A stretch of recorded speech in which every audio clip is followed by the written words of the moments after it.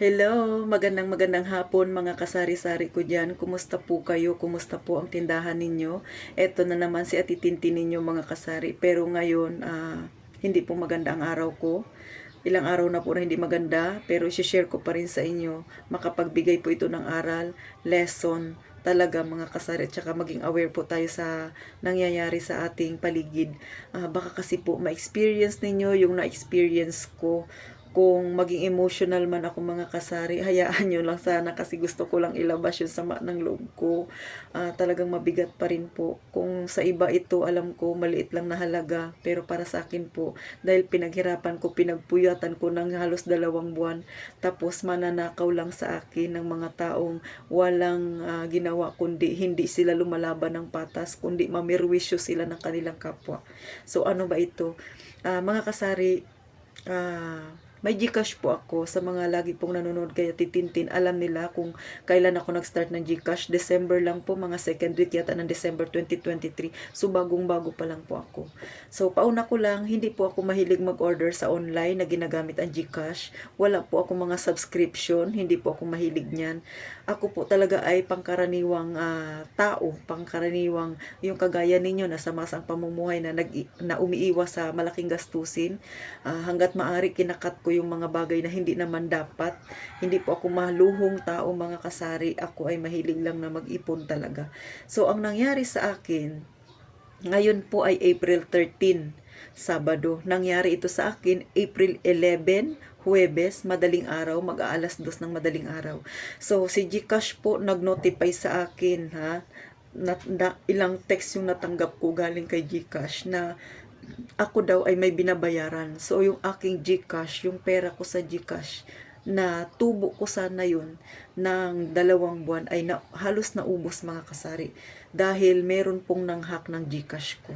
So, ang laman ng GCash ko ay nasa 4,200 mga kasari.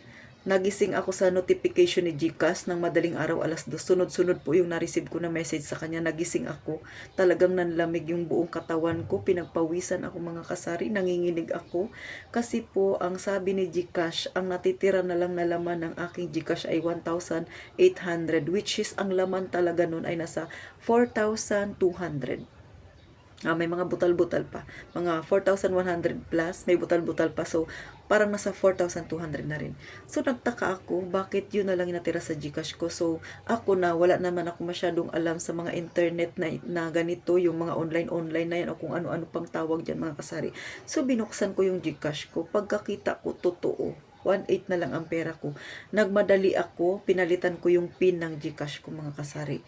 So, kahit na pinalitan ko yung Gcash ko, tuloy-tuloy pa rin po yung notification ni Gcash sa akin na nagpapatunay na mayroon daw akong binayaran. Sino ba naman ako maggising ng madaling araw para magbayad ng kung ano-ano? Tapos mayroong MOL daw akong binayaran. Sabi ng anak ko, laro daw yun. Hindi nga ako marunong maglaro. Wala nga akong laro alam ng mga ganyan-ganyan. Ako pa ba maglalaro? Ako na busy ako. Tsaka hindi ko talaga siya hilig mga kasari na maglalaro ng ganyan, ng mga online game na yan. So ito na nga, tinawagan ko yung anak ko. Sabi ko, madaling araw yun. Sabi ko, buti gising pa siya. No, inantay kong makarating dito sa bahay ko yung anak ko. Pagkakita niya, sabi niya, nahack yung Gcash mo. So, sa 4,200 mga kasari na pera ko sa Gcash, ang nakuha ko lang po, ang natira lang po, ang nabawi ko lang po na hindi niya nakuha. Dahil sa ganun na ginawa niya ay 800 na lang mga kasari. So, halos mahigit 3,000 yung nakuha ng hacker sa akin.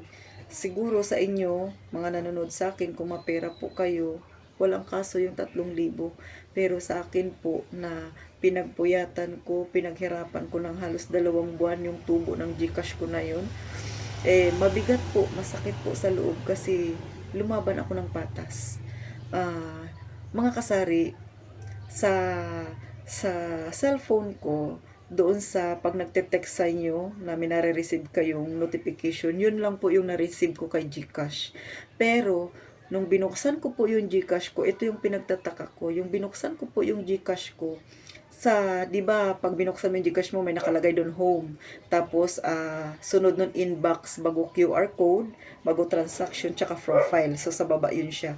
So, doon po sa inbox, kapag click mo yun siya, mismong Gcash siya, tapos i-click mo yung inbox mo. Wala po akong transaction na makikita doon na ginawa ko.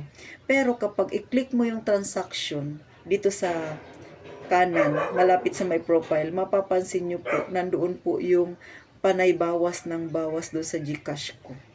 So, hindi ko alam paano nangyari yun. Kasi ang alam ko po, kapag nag-Gcash kasi ako, nagka-cash in, cash out man yan, meron pong notification na makikita sa inbox. Doon po nagno-notify si Gcash. Tapos pagbubuksan mo yun, makikita mo yun nga na nagbawas ka o kaya nagbayad ka. Kasi ako, ginagamit ko po yung Gcash ko minsan pag bumibili ako. Ganun po, doon po sa inbox ko makikita mismo ng Gcash ko. Pero yung nahack po yung Gcash ko, wala po siyang notification o transaction na ginawa ako, kundi doon mismo sa may transaction sa history, doon mo makikita lang na mayroong binayaran, panay negative, ganun yung ibig sabihin bawas ng bawas. So, hindi ko alam kung paano nila ginawa. Wala naman akong impin na binigyan. Ako lang nakakaalam. Yun po yung masaklap. Ngayon, nagtanong ako sa borders ko kasi gusto niya magpa-Gcash. Sabi ko, wag, ang aking Gcash ay hindi ko ginagamit, nagka-problema. Naikwento ko sa kanya. Ngayon, naikwento ko mga kasari, ang sabi niya nangyari din daw yan sa kanya. 3,000 rin daw yung nawala. So, hindi niya rin alam kung paano nangyari yun. So, ibig sabihin po, hindi lang ako, hindi lang yung ilang kakilala ko, may kakilala rin ako na ganun. Mga kasari, na-vlog ko ito kasi gusto kong maging aware kayo. Mag-ingat po kayo sa mga taong nagpapa-cash in, cash out sa inyo. Mag-ingat po kayo sa lahat sa paligid ninyo. Baka napapansin nila yung pag nagpipindot ka ng impin mo. Hindi ko po alam eh, wala akong idea kung paano nangyari yung ganun. Kasi nga, talagang as in, ngayon ko lang siya na-experience. Talagang sobrang trauma ako mga kasari. Hanggang ngayon, nanginginig-nginig pa yung mga laman-laman ko. Wala akong ganang magbukas ng tindahan. Wala akong ganang magtinda. Pero, naka-open pa rin po yung tindahan ko. Kasi ito ay tindahan ko na po yung sa harapan.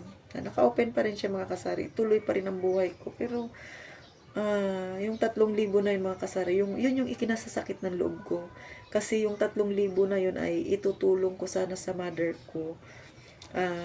Para mabawasan niya yung kanyang sinanla na alahas. Yung alahas na yun ay sa akin din po, hiniram niya nung nagkaroon siya ng problema sa pera. Ngayon, napapansin ko pa na renew lang siya, hindi niya na kayang bayaran yung hiniram niyang alahas sa akin na sinanla niya. Sabi ko, ako na lang ang magtubos. Kung meron siyang iabot sa akin, di mayroon. Kung wala, di wala. Magulang ko hindi ko matiis mga kasari. Medyo kahit papano nakakaahon-ahon na sana ako ng paunti-unti. Pero masakit po yung ginawa ng tao na yun na nanghack ng aking Gcash kasi wala akong alam na atraso sa kanya. Hindi ko siya kilala. Wala akong trace. Sabi nga ng anak ko, ipablatter daw namin. Sabi ko, kung ipapablatter namin, hindi naman na yun marerefund ni Gcash kasi pinangbayad niya sa ML sa paglalaro online gaming. Yun po yung nakalagay doon. Nakita ng anak ko doon sa transaction through Google yung ginamit niya. Tapos, kaya hindi ko alam kung paano mga kasari, hindi kasi ako magaling sa mga ganun-ganun. Kayo ba na nanonood sa akin? Alam niyo po ba yung kung paano nangyari yun? Ako kasi wala akong alam eh. Hindi rin kasi ako mahilig magkalikot ng cellphone. Hindi ako ganun kagaling.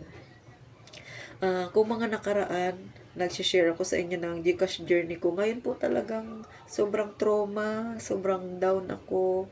Kasi yung pera na yun ay para po sa mother ko.